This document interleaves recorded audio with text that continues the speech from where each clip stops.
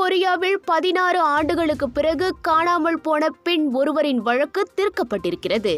காதலனே காதலியை கொன்று வீட்டு பல்கனியில் சிமெண்ட் போட்டு மூடி மறைத்த கொடூரம் தற்போது அம்பலமான நிலையில் குற்றத்தை ஒப்புக்கொண்டுள்ளான் தற்போது 50 வயதாகும் அந்த காதலன்.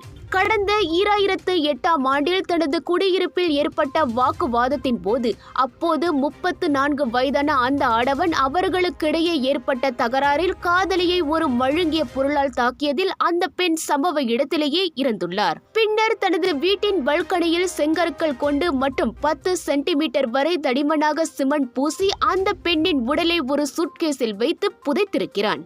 இத்தனை ஆண்டுகளாக யாருக்கும் தெரியாத இருந்த இந்த கொலை சம்பவம் கடந்த மாதம் வீட்டு பராமரிப்பு பணிகளுக்காக சென்ற பணியாளரின் மூலம் அம்பலமானது. இத்தனை ஆண்டு காலம் ஆகியும் உடலுக்கு மிகுந்த சேதாரம் ஏற்படாததால் கைரேகை ஆகியவை காணாமல் போன பெண்ணின் உடல் என ஆய்வின் மூலம் அடையாளம் காணப்பட்டுள்ளது.